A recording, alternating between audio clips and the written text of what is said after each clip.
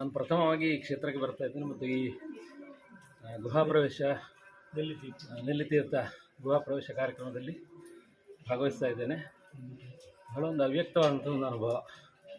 ಮಂತ್ರಿಗಳಾಗ ಪ್ರಾರ್ಥನೆ ಹೇಳಿದರು, ಪ್ರಾರಂಭದಲ್ಲಿ ಕಷ್ಟ ಆದರೂ ನಿಮಗೆ ಒಳಗೆ ಹೋದ ಕೂಡಲೇ ಆನಂದ ಭೂಷ ನಮಗೆ ಹೇಳಲಿಕ್ಕೆ ಸಾಧ್ಯ ಇಲ್ಲ.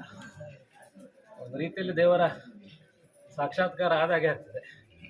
ನಾವು ಕಷ್ಟಪಟ್ಟರೆ ಮಾತ್ರ ನಮಗೆ ಸುಖ ಸಿಗೋದು. ಆ ರೀತಿಯಲ್ಲಿ ಕಷ್ಟಪಟ್ಟು ಧಾರ್ಮಿಕವಾದ ಒಂದು ಪ್ರಕ್ರಿಯೆಯಲ್ಲಿ ಪಾಲ್ಗೊಂಡರೆ ಖಂಡಿತವಾಗಿ ಅದರ ಕೊನೆಯಲ್ಲಿ ನಮಗೆ ದೇವರು ಅವ್ಯಕ್ತವಾಗಿ ಗೋಚರಿಸ್ತಾನೆ ಅನ್ನೋದು ಇದಕ್ಕೆ ಸಾಕ್ಷಿ. ಆ ರೀತಿಯಲ್ಲಿ ಇವತ್ತು ಈ ಧಾರ್ಮಿಕವಾದ ಈ ಪ್ರಕ್ರಿಯೆಯಲ್ಲಿ ಭಾಗವಹಿಸಿ ಬಹಳ ಸಂತೋಷಗೊಂಡಿದ್ದೇವೆ.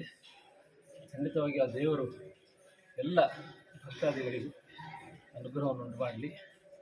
ಇಂದು ಸಮಾಜ ಇನ್ನಷ್ಟು ರೀತಿಯ ಹೆಚ್ಚಿನ ಪ್ರಖರತೆಯಿಂದ ಪ್ರಬಲತೆಯಿಂದ ಅದು ದಿವಸದಲ್ಲಿ ಅದು ಪ್ರಜ್ವಲಿಸಿದೆ ಅನ್ನೋದಾಗಿ ಈ ಸಂದರ್ಭದಲ್ಲಿ ಈ ಗುಹಾಲಯದ ಪ್ರವೇಶದ ಈ ಪುಣ್ಯ ಗಳಿಗೆಯಲ್ಲಿ ಸೋಮನಾಥೇಶ್ವರನ್ನು ಎಲ್ಲ ಭಕ್ತರ ಪರವಾಗಿ ಪ್ರಾರ್ಥಿಸ್ತಾ ಇದ್ದೀನಿ.